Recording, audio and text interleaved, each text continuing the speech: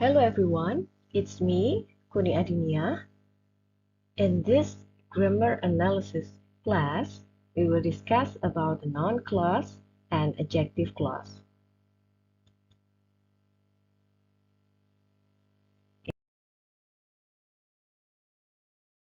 In lesson 1, we will talk about the noun clause, meaning of a noun clause, functions of a noun clause, nominal interrogative subordinate clause, nominal exclamative subordinate clause, nominal to infinitive subordinate clause, and nominal imparticiple subordinate clause. This is taken from the grammar analysis book written by Utari Prabha et al. It is from Universitas Terbuka module.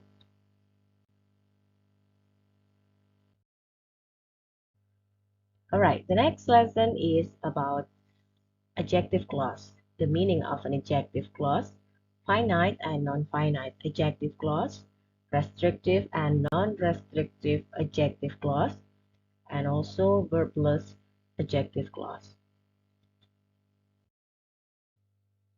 Okay, here we go. What is a noun clause? A noun clause is a dependent clause that functions as a noun. A noun clause is a subordinate clause that serves a nominal function and is always a part of the main clause.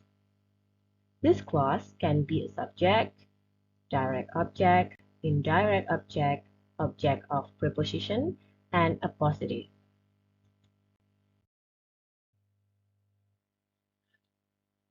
Here are some examples. From the function 1, noun clause as a subject.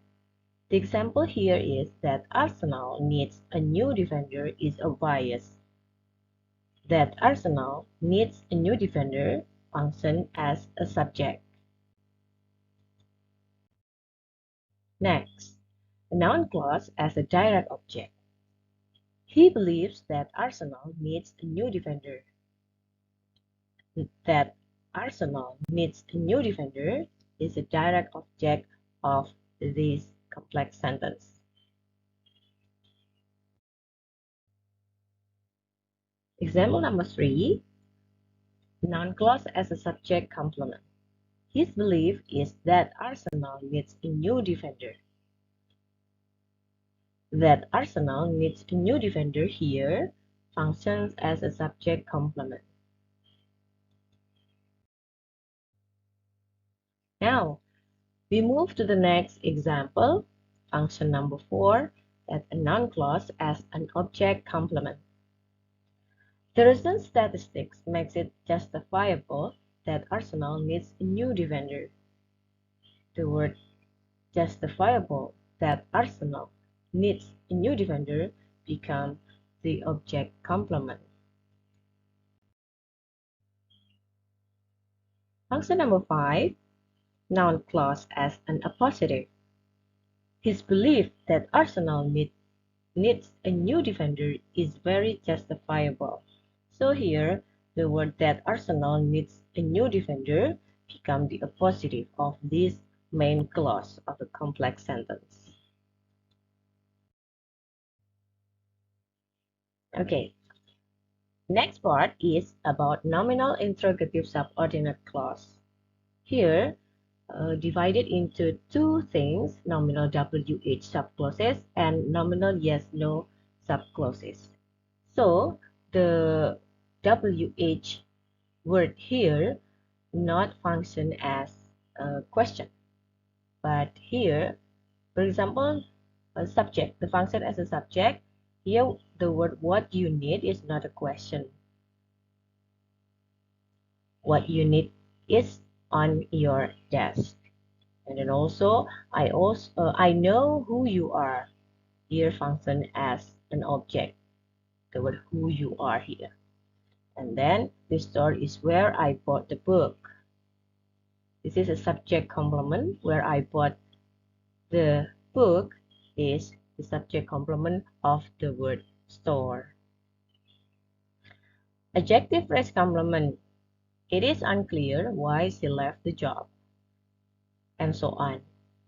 So here the nominal WH subclauses here functions as subject, object, subject complement, adjective phrase complement, and then appositive, noun phrase complement, prepositional complement. And also this one is finite, and the this one is non-finite.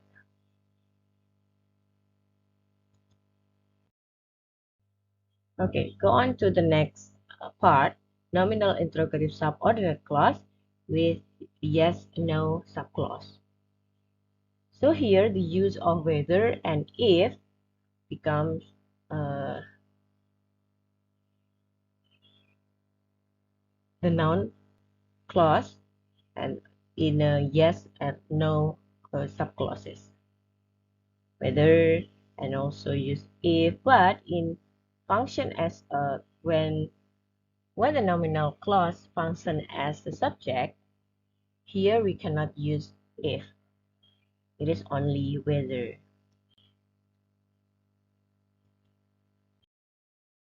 Okay. The next part is a nominal exclamative subordinate clause. Here, the nominal exclamative subordinate clause may function as adjective phrase complement, object, prepositional complement.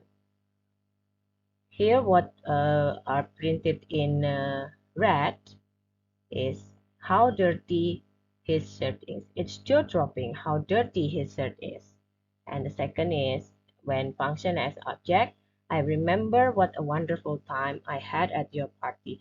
Here, the word what a wonderful time I had becomes the object. And then when function as a prepositional complement, the example is I'm amazed at how fast she has grown up. Here the preposition is at. So the prepositional complement, the nominal clause or the noun clause comes after the preposition. Next, nominal to infinitive subordinate clause.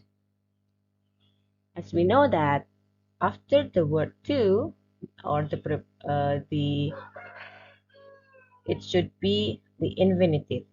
So the word should be in the verb 1. To see you here is nice. And the next one, when function as an adjective phrase complement, it is nice to see you here, and so on. Here we go. We come to the next part, the nominal in participle subordinate clause. Here, the in participle function as a subject, and then object, object complement, subject complement, adjective phrase complement, appositive, and prepositional complement.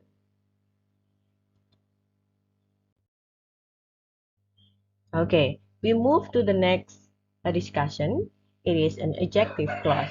What is an adjective clause? An adjective clause is a dependent clause that functions as an adjective. It modifies or gives more information about noun or pronoun. Based on the structure, an adjective clause may be finite or non-finite. This one, finite adjective clause, or we used to call it as a relative clause. This one, in the left side, the restrictive modification, and the right side is a non-restrictive modification. Drivers who exceed the speed limit are reckless. Krakatoa, which is a Java volcano, exploded in 1883. Here we know that if we remove the restrictive adjective who exceed the speed limit in this restrictive modification, the readers wouldn't know which drivers are being talked about, since not all drivers are reckless. Non-restrictive adjectives are separated by commas. Okay. Relative pronouns in restrictive adjective clause. Here, when function as a subject, drivers who or that exceed the speed limits are reckless.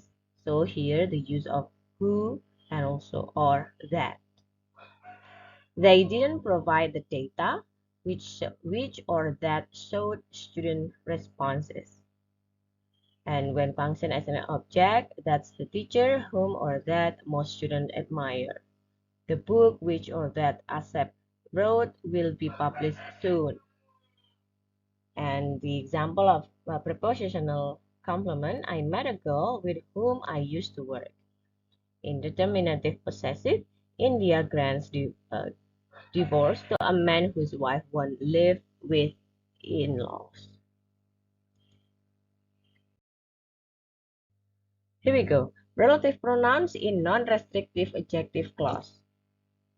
Here, when function as a subject, Rowling, who wrote the Harry Potter series, is now 51 years old. So, between the comma here, will function as a subject. Give more information about the Rowling. And also, it happened to another sentences here.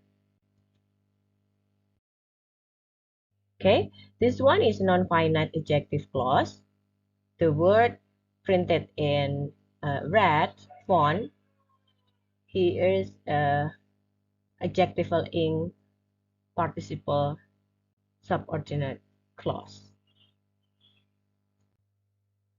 Next, the last discussion, that it is a verbless adjective clause. So, verbless adjective clause happens when the relative pronoun and the verb in the subordinate clause that post modifies a noun phrase are ellipsed. You can see here, the original form is that I'm always fond of a room that's full of colors. When ellipsed, here, I'm always fond of a room full of colors. So, the word that here is ellipsed in this one. Well, okay, that's all our discussion. Thank you for your attention and see you on the next video. Goodbye.